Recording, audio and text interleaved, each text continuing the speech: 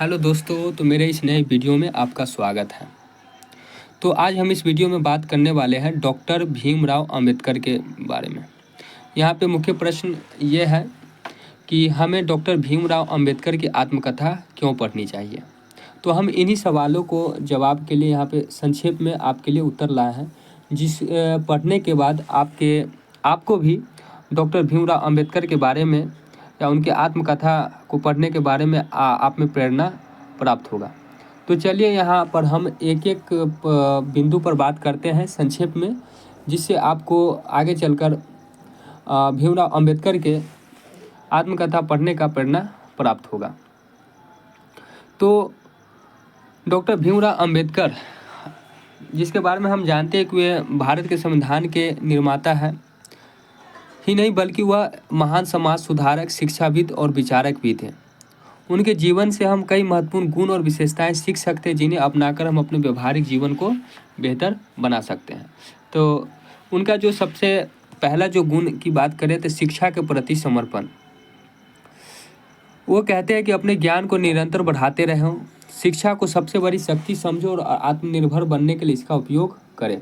कठिनाइयों के बावजूद अध्ययन और आत्म विकास को प्राथमिकता दें। वो दूसरी जो बात आप उनके आत्मकथा को पढ़ने के बाद सीख पाएंगे, आत्मसम्मान और स्वाभिमान। वे कहते हैं कभी भी किसी के सामने अपनी आत्मा को कमजोर न पड़ने दें, अपने आत्मसम्मान की रक्षा करें और किसी प्रकार की सामाजिक असमानता के खिलाफ आवाज़ उठाएं। अन्याय और भेदभाव को सहन करने के बजाय उनके समाधान के लिए कार्य करें। उनका तीसरा जो गुण आप उनसे सीख सकते हैं, कठोर परिश्रम और दृढ़ संकल्प। वे कहते हैं सफलता के लिए परिश्रम से कभी पीछे नहीं हटे, अपने लक्ष्यों को प्राप्त करने के लिए धैर्य और समर्पण बनाए रखें। अगर समाज में बदलाव लाना है तो स्वयं को पहले बदले और लगातार मेहनत करते रहें। चौथी जो उनसे सीखने योग्य गुण है वो बताते हैं समानता और सामाजिक न्याय।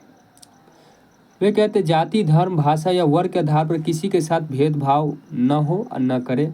सभी को समान दृष्टि से देखें और समाज में समता स्थापित करने का प्रयास करें। वंचितों और जरूरतमंदों की सहायता करें और उनके अधिकारों के लिए कार्य करें। पांचवी बात जो है महिलाओं का सम्मान और स्वतंत्रता के बारे में। वे कहते हैं कि महिलाओं को समान अधिकार और सम्मान दें, परिवार और समाज में महिलाओं की शिक्षा और स्वतंत्रता का समर्थन करें, महिलाओं के प्रति किसी प्रकार के अन्याय और भेदभाव का विरोध करें।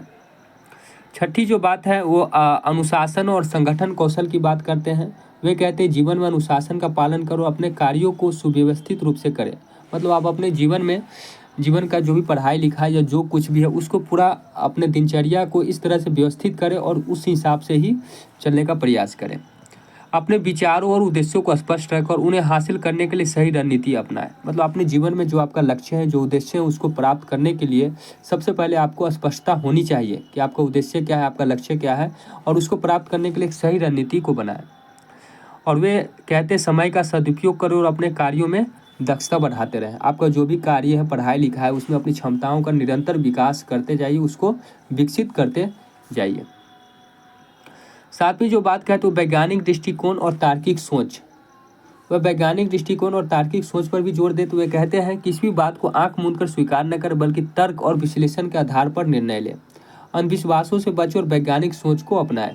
किसी भी सामाजिक समस्या का समाधान तार्किक रूप से खोजने का प्रयास करें। और वे आठवीं बात कहते हैं लोकतंत्र और संवैधानिक मूल्य में विश्वास करें।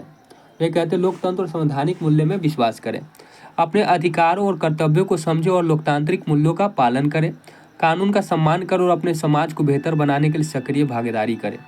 संविधान में दिए गए सिद्धांतों न्याय, स्वतंत्रता, समानता, बंधुत्व को अपने जीवन में लागू करें। नौवीं जो बात है वह कहते हैं सत्य और निडरता। आप में सच बोलने की शक्ति हो और आप में एकदम किसी भी परिस्थिति में निडरता पूर्वक खड़ा रहने की हिम्मत हो। तो वे कहते हैं किसी भी परिस्थिति में सत्य बोलने और उसका साथ देने का साहस आप में होना ही चाहिए और उसको विकसित करिए। अगर अन्याय होता देख रहे हो तो चुप न रहे, बल्कि उसके खिलाफ खड़े हो और उसके खिलाफ लड़े, आवाज़ उठाए। आप में इतनी साहस तो होनी चाहिए और अपने में इतनी साहस तो विकसित करना ही चाहिए। भय मुक्त होकर अपने अधिकारों के लिए संघर्ष करो और दूसरों को भी प्रेरित करें। 10वीं जो बात है, 10वीं जो गुण है जो हम उनके जीवन से सीख सकते हैं वो आत्मनिर्भरता और आत्मविश्वास के बारे में वो बात करते हैं।